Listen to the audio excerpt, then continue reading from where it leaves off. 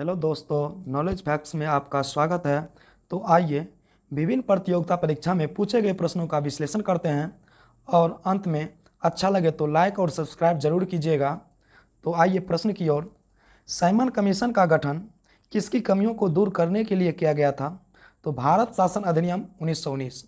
Simon commission का गठन कब किया गया था? तो साइमन कमीशन का गठन 1927 ईस्वी में किया गया था और पहली बार साइमन कमीशन भारत में 3 फरवरी 1928 को पहुंचे थे मुंबई में, और इसमें कुल सदस्यों की संख्या 7 थी। दूसरा क्वेश्चन है, नेहरू द्वारा प्रस्तुत उद्देश्य प्रस्ताव संविधान सभा में कब स्वीकृति मिला था? तो यह 22 जनवरी 1947 को ईस्वी को स्वीकृति मिली थी और इसी दिन से संविधान बनना शुरू हो गया था। तो संविधान सभा के प्रथम व अस्थायी अध्यक्ष थे डॉक्टर सच्चिदानंद सिन्हा और अस्थायी अध्यक्ष थे डॉक्टर राजेंद्र प्रसाद। तीसरा क्वेश्चन है, राज्य सरकार की किस आर्टिकल के तहत बजट पेश करती है? तो आर्टिकल 202 के तहत बजट पेश करती है, जबकि केंद्र सरकार 112 के तहत बजट पेश करती है। संविधान में बजट का उल्लेख नहीं है। संविधान में बजट के लिए वार्षिक वित्तीय विवरण का उल्लेख किया गया है। चौथा क्वेश्चन है, किस कांग्रेस अधिवेशन में जनगण मन गाया गया? तो कलकत्ता अधिवेशन, ये 1911 ईस्वी में इसकी अध्यक्षता कर रहे थे पंडित विशन दत्त। और इस प्रकार ही क्वेश्चन था कि किस कांग्रेस अधिवेशन में वंदे मातरम गाया गया? तो 1896 ईस्वी, वो भी कोलकाता में ही गाया गया था और 1896 के अधिवेशन की अध्यक्षता कर रहे थे रहमतुल्लाह सियानी जी। पांचवा क्वेश्चन है, वेस्ट बंगाल में विधानसभा सीटों की संख्या कितनी है? वेस्ट बंगाल में विधानसभा सीटों की संख्या 294 है। सबसे ज़्यादा विधानसभा सीटों की संख्या यूपी में है 403।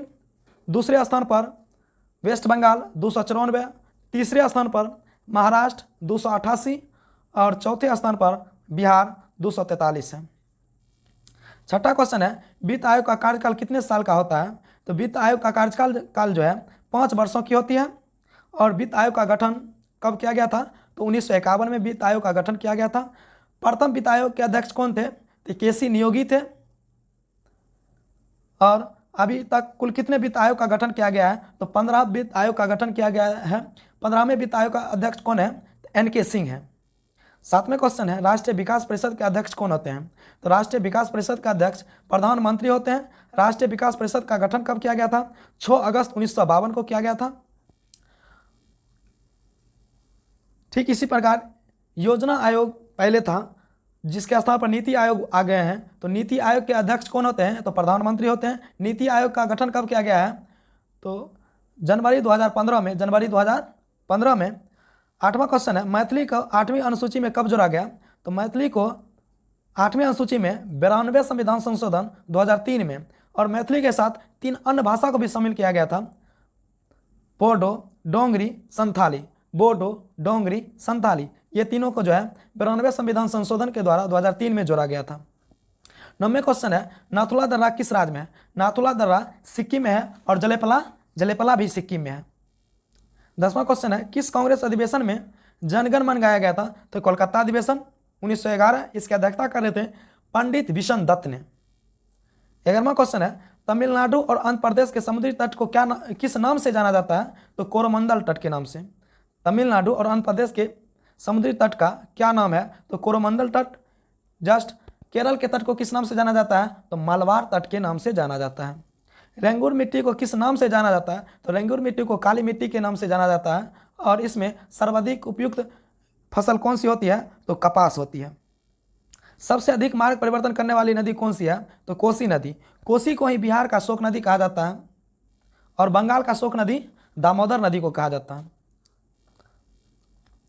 14वां क्वेश्चन है, कौन से ग्रह पर सूर्योदय पश्चिम दिशा में होती है? तो वीनस को शुक्र ग्रह कहा जाता है। वीनस, शुक्र और अरुण ग्रह जो है सूर्य जो है पश्चिम दिशा में उगते हैं। 15वां क्वेश्चन है, दक्षिणी गोलार्ध में सबसे बड़ा दिन कब होता है? तो 22 दिसंबर को दक्षिणी गोलार्ध में सबसे बड़ा दिन होता है। इसी दिन 22 दिसंबर को ही मकर रेखा पर लंबवत पड़ती है, इसलिए 22 दिसंबर को दक्षिणी गोलार्ध में बड़ा दिन होता है। जबकि उत्तरी गोलार्ध में 21 जून को बड़ी दिन होती है, क्योंकि 21 जून को कर्क रेखा पर लंबवत पड़ती है। 16वां क्वेश्चन है, विश्व का कौन सा नगर शहरों का शहर कहलाता है? तो वेनिस। वेनिस को शहरों का शहर कहा जाता है। 17वां क्वेश्चन है, नारद स्मृति से किस वंश के विषय में जानकारी मिलता है? तो गुप्त वंश। गुप्त वंश के संस्थापक कौन थे? तो श्री गुप्त थे।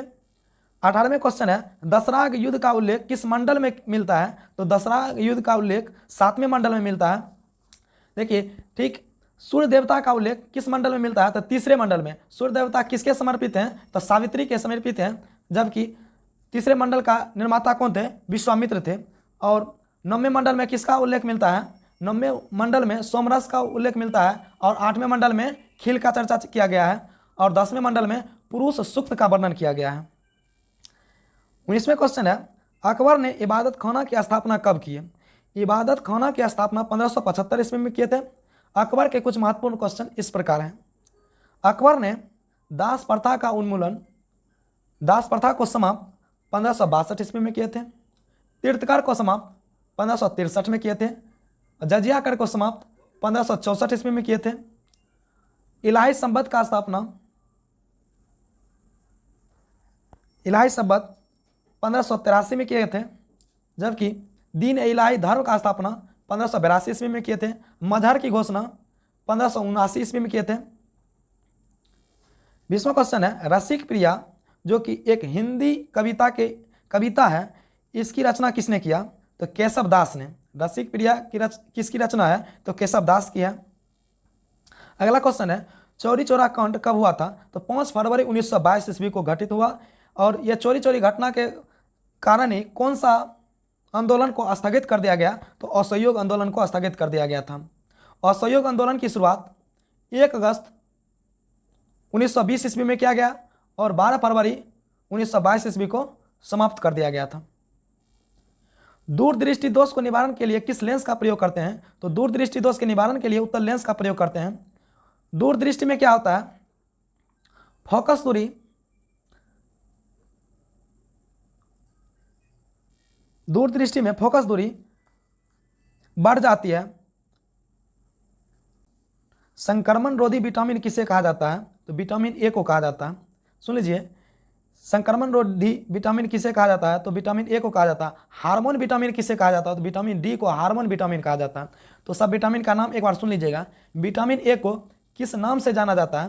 तो विटामिन ए को रेटिनॉल के नाम से जाना जाता है। B1 को थायमीन, B2 को राइबोफ्लोविन, अब B3 को नियासिन, B5 को पैंथोनिक, और B6 को पैरिडॉक्सिन, B7 को वायोटिन और B12 को साइनोक्वालमिन।